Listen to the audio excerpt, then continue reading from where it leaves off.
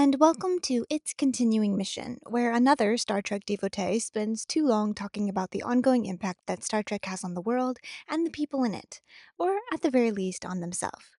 I'm Ollie, your host and captain on this exciting voyage, and today we're discussing The Next Generation Season 5, Episode 21, The Perfect Mate. This episode was much requested by listeners, and of course, by listeners, I mean my thoughts, because discussion can be approached from many, many angles, the most interesting path involving a feminist reading. I wanted to slip feminism into the podcast relatively early in order to avoid attracting the wrong audience. Let's get on the same page. The plot of this episode is simple.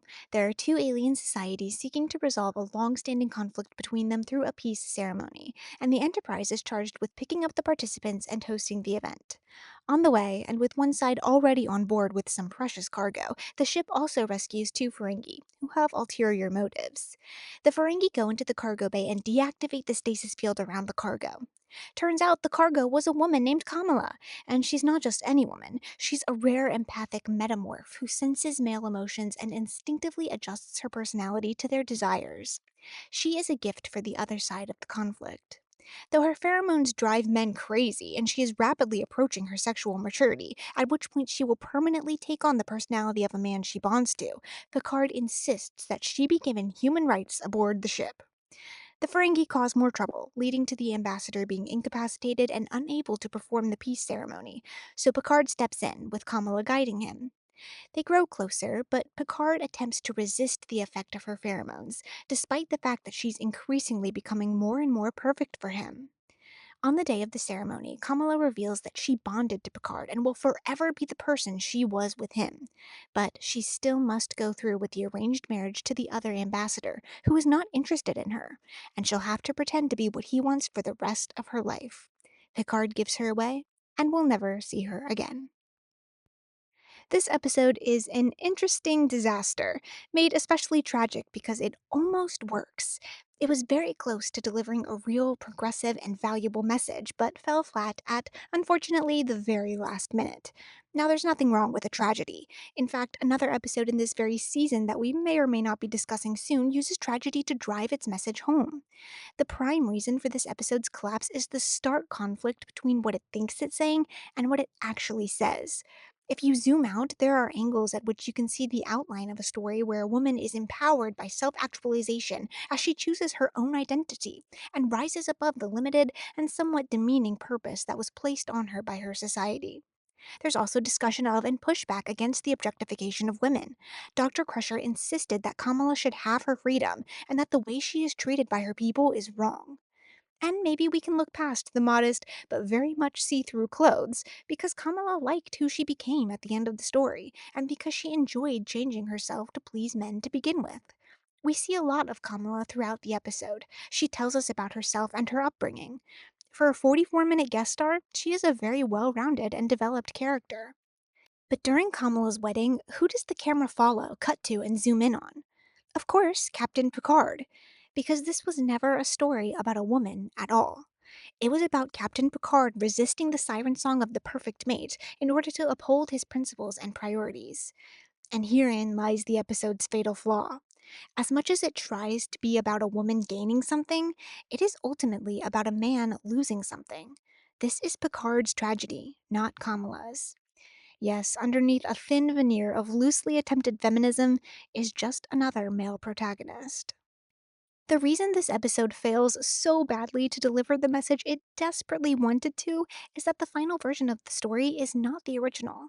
Now, every story has revisions, especially in big collaborative projects like TV shows, but few go through such drastic changes that the writer insists on being credited with a pen name, which happened for TOS episode This Side of Paradise as well. There were 4 possible endings total, 2 of which were filmed. I was not able to identify which ending the original draft writer, Ruben Leader, credited as Gary Perconte, preferred.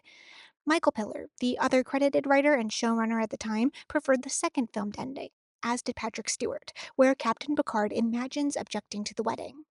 This option would not have solved any problems, and were it aired, my criticisms would be exactly the same.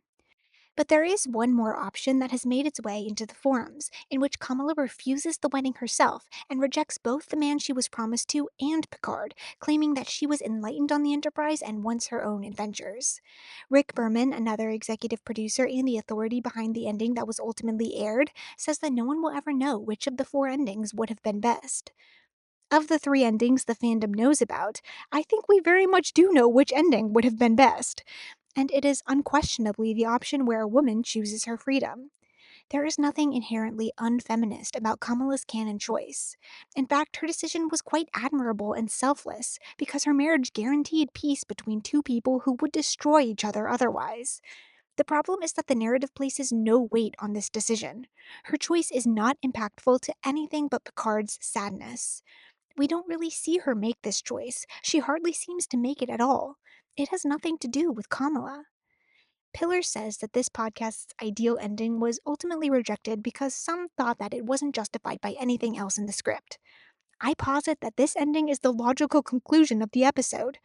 From the moment that we found out that Kamala bonds to a man at the end of her puberty, it was inevitable that it would be Picard.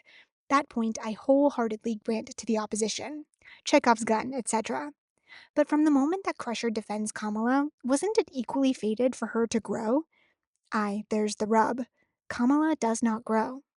In a world where she chooses to have her own life, one following the interests that she prefers, she would certainly be the protagonist of a successful feminist story. And she does have preferences. Those seeds were there. Furthermore, the conflict between the two species did not need Kamala in order to resolve. The man she is given to has no interest in her. That seed was there too.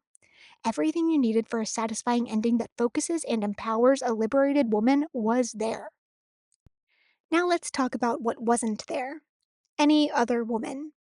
Kamala only interacts with men, and I have to think this was on purpose.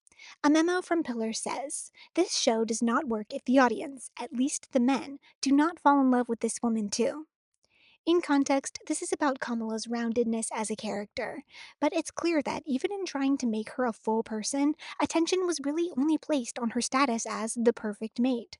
She flirts with all the boys because she can't help it, and that's disruptive, so she's paired with Data for a tour of the ship. But her pheromones only affect men. Couldn't her tour guide have been literally any woman? Yes, but that wouldn't advance her position as the perfect mate, even though challenging that position would be a far more interesting and progressive story. Crusher defends her, but does not meet her. Troy isn't in the episode at all. Another huge oversight, as presumably, Kamala has never met another female empath, which would have been a meaningful way for her to be enlightened. In the end, the perfect mate is what I would classify as what a room full of men thinks feminism is. I'm sure that the Star Trek writers and team, for the most part, generally respect women. They just hadn't yet done the work of figuring out what that actually means in practice.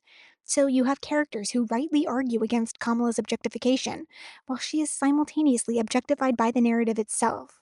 You have a woman who makes a brave choice to do, quote, the right thing, while the entire impact of her choice is on the conclusion of a male focused storyline. Contradiction upon contradiction. They tried, they failed. This is a long standing issue throughout the franchise. Guest stars and featured characters are rarely women, and when they are, they're almost always love interests for male cast members. Yes, these women are typically strong characters, but aside from a few examples, male guest stars are rarely restricted to romantic roles in the same way. Yes, female cast members are high up in the ranks. They hold positions of power, they're well respected, they're experts in their fields. But at least one is always, shall we say, out of uniform. I would mention Hoshi falling from the vents if Travis didn't take his shirt off just as often. Deanna Troi and DePaul are both sexually assaulted more than once, more than twice, actually. How many matriarchal societies have we encountered in the whole of the Star Trek universe? Three? How many alien species are openly misogynistic? Funny enough, I think it's most of the ones that I can actually name. Star Trek doesn't always fail in this regard. Season 6, Episode 6, True Q, is an episode that stands in stark contrast to The Perfect Mate because it does everything right. This episode is about a young human woman, Amanda, interning on the Enterprise who discovers that she's part of the Q continuum. The story follows her as she struggles with her newfound identity, develops her powers, and decides how she's going to use them, or if she's going to use them at all. But it's not just Q and Picard advising her. Amanda's closest relationship and the person who gives her the best advice is Dr. Crusher. Amanda does have a brief romantic moment with Riker, but romance was not the end goal of that scene nor the ultimate purpose of her character. That scene was designed to show her that she cannot use her omnipotence to garner true love. It will always feel hollow without choice.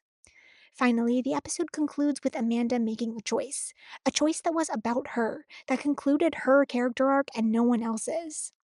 I think the reason it succeeds where The Perfect Mate fails is because this was a story about a person before it was about a woman. Feminism really is that easy. Sometimes it has to be about uplifting, but mostly it's just about equality.